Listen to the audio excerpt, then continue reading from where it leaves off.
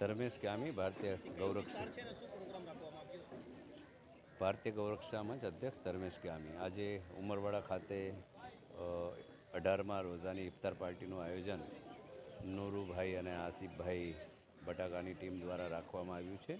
આ ઇફતાર પાર્ટીની અંદર હિન્દુ મુસ્લિમ બંને ધર્મના લોકોએ ખૂબ ભાગ લીધો છે અને બસ આ રમઝાનનો પવિત્ર મહિનો ખૂબ શાંતિથી પસાર થાય અને આજ આપણા દેશની ખૂબસૂરતી છે કે આપણા દેશની જે કોમી એકતા અને અખંડતા છે કે ભાઈચારો છે એ કાયમ રાખવાના પ્રયત્ન આ જ રીતના થતા રહે.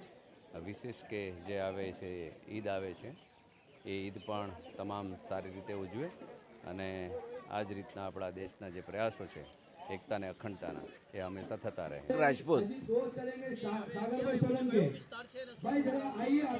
આજે ઉમરવાડા બેઠી કોલોનીમાં અમારા સાથી નૂરુભાઈ ચાઇનીઝ એમના દ્વારા હાલમાં જે આપણા આખા વિશ્વમાં રમઝાન માસ ચાલી રહ્યો છે, જે મુસ્લિમોનો પવિત્ર માસ માનવામાં આવે છે અને એ પવિત્ર રમઝાન મહિનામાં જે આજે ઉપવાસના 18મા દિવસ લગભગ થઈ ગયો છે, એમાં ઇફતારીના પ્રોગ્રામમાં અમે બધા ઉપસ્થિત રહ્યા છીએ. ખૂબ જ આ જે રમઝાન મહિનો છે તે મુસ્લિમ સમાજ માટે ખૂબ પવિત્ર રમઝાન મહિનો પવિત્ર માનવામાં આવે છે અને એમાં ખૂબ લોકો પોતાની બંદગી કરતા હોય છે. પોતાના જીવન માટે, પોતાના ભવિષ્ય માટે, પોતાના પરિવાર માટે, રાષ્ટ્ર માટે એ લોકો પોતાની પ્રાર્થના કરતા હોય છે અને બંદગી કરતા હોય છે. હું આજે આ ક્ષણે એ કહીશ કે આખા દેશમાં જે હિન્દુસ્તાનની અંદર જે ભાઈચારો જે છે, એક ગાર્ડનની અંદર જે અનેક પ્રકારના ફૂલ જે રીતે ઉછરી રહ્યા, સુગંધી ફેલાવે છે, તેવી જ રીતે ભારત આખા વર્ષમાં અનેક જાતિના લોકો પોતપોતાનો ધર્મ અને પોતપોતાના રિવાજ મુજબ પોતાના बंदगी पूजा प्रार्थना करता हो. मेरा नाम नूरुभाई चाइनीज.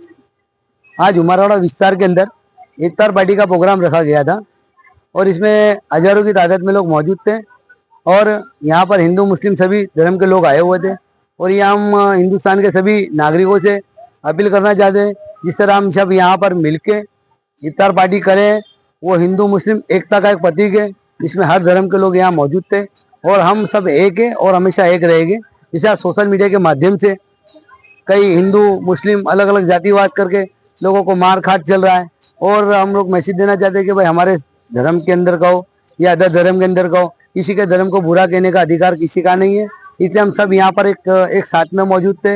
हमारे धनसुख भाई राजपूत जी भी आए हुए थे, हमारे धर्मेश भाई गामित भी आए हुए थे, फिर हमारे सागर भाई सोलंकी भी आए हुए थे, हमारे जैविक समाज के आगेवानों भी आए हुए थे.